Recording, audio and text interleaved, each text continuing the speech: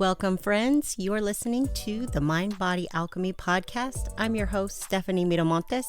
This is where intuition meets education in the realms of spirituality, fitness, mindset, and more, all to create lasting change. Hey, y'all. Welcome back to the Mind Body Alchemy podcast. Today, I want to talk to you about your beliefs. Now, I know that you've seen all the posts so far, all the messages, all the self-help telling you that you should believe in yourself. Anything you believe you can achieve. And these messages are great. They give you some affirmations. They get you thinking. They get you motivated and inspired to change. But we get used to seeing this message over and over. And as we get used to seeing this message over and over, it starts to lose its power and its sparkle. In addition to that, you've believed in yourself before, right? And let's face it, things don't always turn out the way that we think that they should. Our hard work doesn't always pay off in the ways that we expect it to. Sometimes not at all. Sometimes it backfires. So why bother talking about beliefs at all? Because in spite of all of the fluff that is on the internet, I still believe that your beliefs matter. Before we get too far into this, I think we need to define a belief. And I really like the definition that Abraham Hicks gives. A belief is only a thought I keep on thinking. Let that sit for just a moment. A belief is only a thought I keep on thinking. We have so many examples of this in the world, in our surroundings, in our environment. A belief does not have to be the truth. It doesn't have to be factual. It doesn't have to be rooted in anything other than a thought you keep on thinking. I'm sure all of us know someone who has deluded themselves into believing something that is absolutely bonkers to us, and yet they are so sold out on it.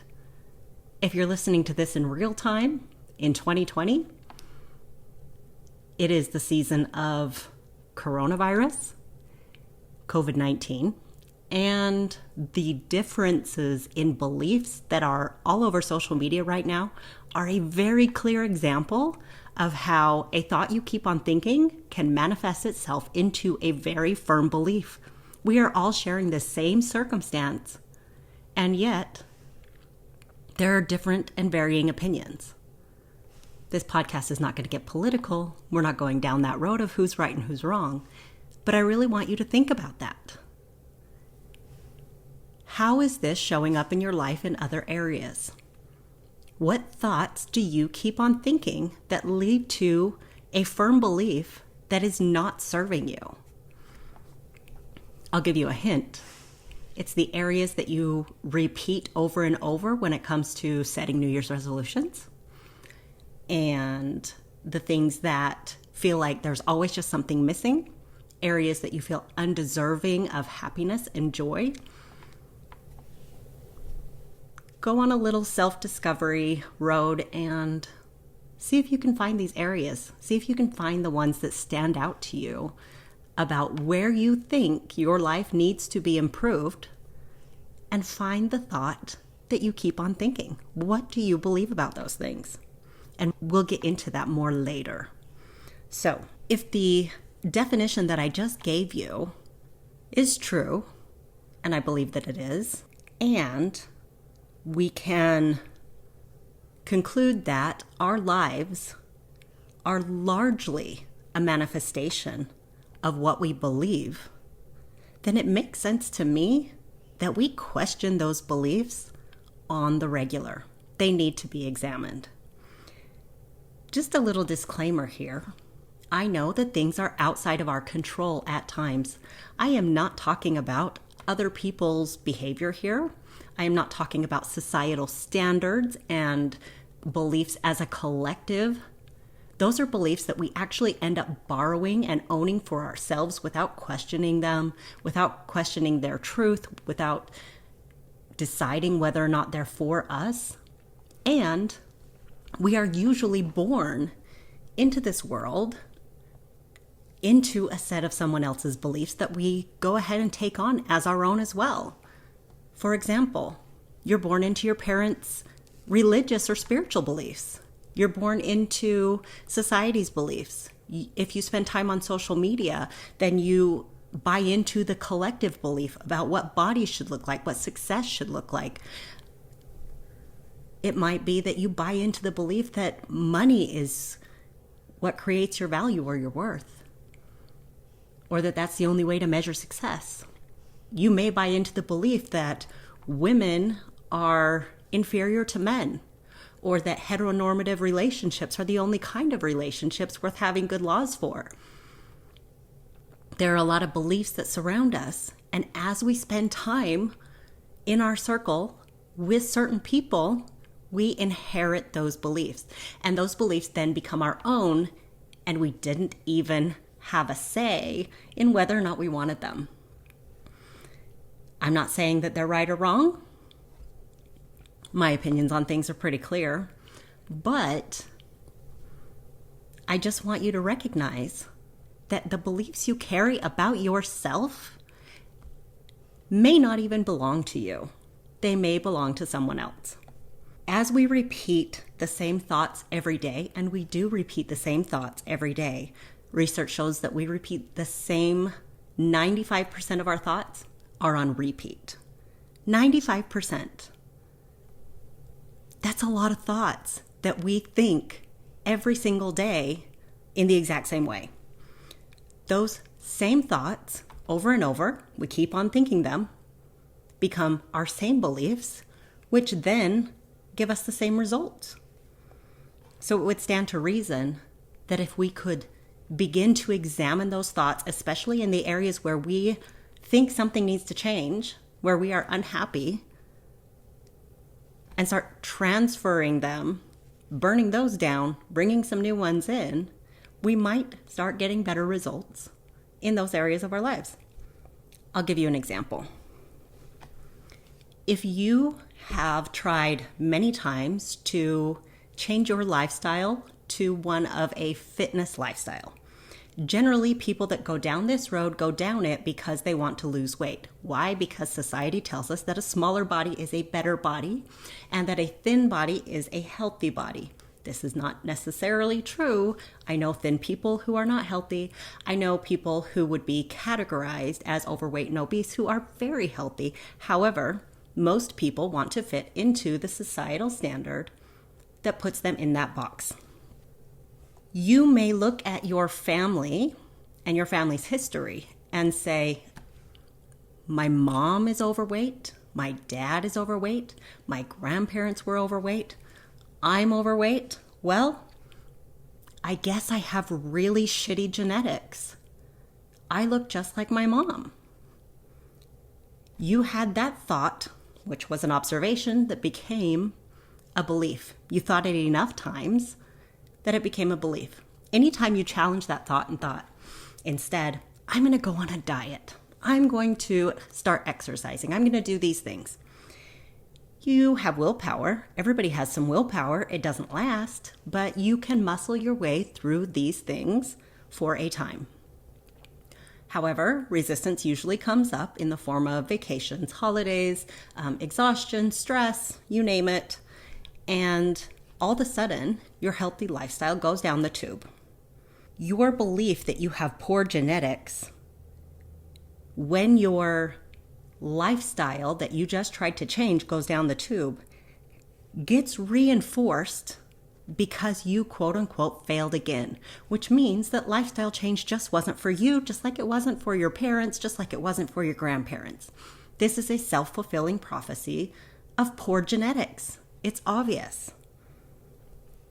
That being said, it doesn't feel good to have that belief. You feel defeated. You feel bad. And that feeling reinforces to your mind that this is very important to you. and it goes to work immediately to find the source of this pain and make it go away. Your result is that you continue to repeat this and your belief is reinforced. And every time you reinforce this belief, when you decide to change your lifestyle again, your brain remembers how much pain you went through when it didn't work out the last time. When you had this same thought, I'm going to change things this time, your brain goes, remember how bad you felt when this didn't work out? Remember how sucky your genetics are? And instead of trying this time, you immediately go to the self-sabotaging behaviors. Every time that you feel this pain and suffering, your brain gives you some way to make it better because this is our self-preservation. Usually this is in the form of overachieving in another area. Maybe you invest yourself in your work. Maybe you throw yourselves into your kids' lives or your home or your marriage, whatever it is, you fully go type A, perfectionist, on something else to show that, hey, I am successful. I am worthy. I'm important. Just because I can't do this other thing doesn't mean that I can't succeed, right? So that is one way to distract yourself. And another way is usually eating. We eat or we oversleep or we kind of go into these mood issues. And it's really hard to kind of live in that space. And so the next time that you want to change your healthy lifestyle, instead of researching the way that you're going to do it, you immediately go straight to the pantry. And then I get an email that says something along the lines of, Steph, I definitely want to do this, but I always sabotage myself. I don't know why. The thought of even having an exercise program or changing my lifestyle sends me straight to the pantry. I don't know why I do it. I'm consciously thinking I want to change and I sabotage myself. Over time, this becomes an automatic process. Have the thought that you want to change your lifestyle, immediately go to skip over the feelings, skip over the whole mental gymnastics and go straight to the pantry for relief or to the boardroom or to, calling your kids and meddling in their personal lives or whatever it is. You have inherited this system and created it and then reinforced it to such a degree that you don't even realize that it's happened, that you're doing it again. This is how our beliefs work in our lives, and it's how it shows up on our bodies, on our health, in our happiness, all of the things. It's painful, it's frustrating, and of course you don't want to keep going through it, so eventually you just give up on yourself because, hell, you got bad genetics. Why bother? If you had a different thought, how would your results become different? If you had the thought, the reason that my parents are overweight and my grandparents are overweight and I'm overweight is because nobody taught me how to manage my emotions and nobody taught me how to recognize my thoughts and my beliefs. And so I do have the power to change these things. Now, you're never going to have the genetics of another human, but you absolutely can make changes in your own life to prioritize your own health, your own well-being, your own success, your own relationships, whatever it is that you're hung up on. There are always ways that you, doing the deep work and the personal work, can make improvements. What if you had the thought that this was all within your control? How would you act differently? Now, that doesn't mean that suddenly you say, I'm someone who changes my lifestyle, and you never get hung up again. These beliefs are deeply rooted in your system. This is not something you can just talk your way through. This is something you have to practice your way through. So the next time you get hung up, when you have these new thoughts that you're practicing, I am someone who has a healthy lifestyle, then the vacation comes, the stress comes, the holidays come, life comes, and it smacks you upside the head. And when you feel yourself going back down that road of immediately finding your way in the pantry or meddling in your children's lives, the next thing that you do is repeat that thought again. I am someone who has a healthy lifestyle. As you practice that thought, it becomes easier and easier during these stressful times, during these times of adversity along your journey, to flip the behavior around. You can see yourself doing it, and you have changed your beliefs about yourself. That doesn't mean that the urge to go and sabotage yourself disappears immediately. That takes work, it takes practice, it takes time. This didn't happen to you overnight. It's not going to change overnight either. It's something you have to put the work in for, but you absolutely can change it. I want to challenge you this week to write down a list of the areas that you feel are just not up to par, the areas that stand out like a sore thumb, the areas that you have felt defeated, and really examine what beliefs drive those results in your life. What do you believe about yourself, about your family, about your finances, about your relationships? What do you believe about these things that you could see are holding you back? And how would it be different if you had a different thought and a different belief? What if you believed you had great genetics and no one in your family tree had discovered them yet, had been able to optimize and tap into that power yet? What if you believed that? How would you act instead? Start looking, start paying attention, start really being quiet with yourself and listening to that voice in your head that we ignore all day, every day, because it's on autopilot. Our brains are supposed to be on autopilot. It's what helps us put one foot in front of the other without having to think left, right, left, right, left, right, forward, forward. You trip over your own feet. It's how you know how to take the same commute to work every day without thinking about every turn as you press the gas, press the brake, put the blinker. You don't want to think about those things consciously. Your brain does this to protect you so that you have room in that little 5% space to focus on things that need your direct attention. If you are unhappy with something, it is time to give it your direct attention. Use that 5% of your brain to have new thoughts, to build new habits, new behaviors, and a new belief system. So that new belief system can become part of the 95%, and it takes less effort over time to be the person that you want to be. So back to that list. Take a look at it, examine those thoughts, and try a new thought instead. Now, I want to caution you, only do this to 1, 2, maybe 3 areas max at a time. Like I said, you've only got 5% or so of those thoughts to focus on new things. So take what's biggest to you right now and put your attention there. That's where it needs to be. You can deal with the rest of the stuff after you deal with this one thing or these 2 things that really matter. Make sure that when you are choosing these things, the new thought is a realistic one. And I don't mean that to rain on your parade, but instead, it has to be believable by your brain. If you stretch it too far, the walls of resistance are going to come up right away. This is why oftentimes when you try to go on a diet or something really big, you immediately end up sabotaging yourself because your brain goes, yeah, right.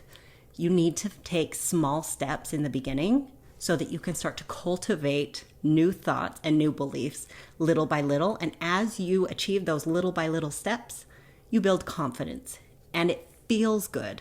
And the feeling part is really important. The reason we have to bring in those happy feelings, those joyful feelings, those feelings of relief that feel so much better than disappointment and frustration and defeat is because the higher the emotion is that is attached to those thoughts, the faster it becomes a new belief because your brain focuses in on the emotion part.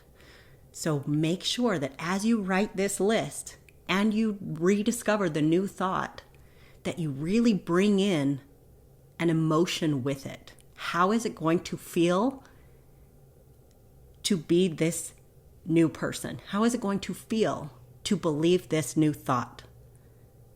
And make sure you are very intentional about that every day. Put that list where you can see it. Practice this new thought. It's going to feel childish. It's going to feel annoying and unnecessary. You're going to be tempted to just go, oh, I get it, Steph, whatever. I will just think it. I'm not going to write it down or put it on paper or whatever. Don't do that. Take the steps necessary to convince your brain that this matters to you. Sit with the discomfort of trying to change. Change doesn't come easy. We all know the saying, people don't change, but that's bullshit. People do change if they're willing to do the work to get there. And it is work. So hopefully you found this helpful.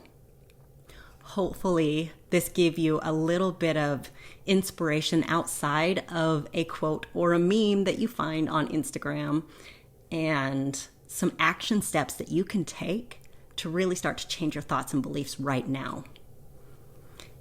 If this was something that you're going to try, or if you got something out of this, I would love to hear from you. Screenshot it, put it up on Instagram, and tag me at soulcenteredfitness.co. Shoot me an email. Let me know what your thoughts are. And if you like this, please leave me a rating and review. That helps me get my message to more people, and helping people is what I do. So that would really help me out. Every single one counts. I appreciate you so much. I would love to hear from you. And that's it for this week. Bye.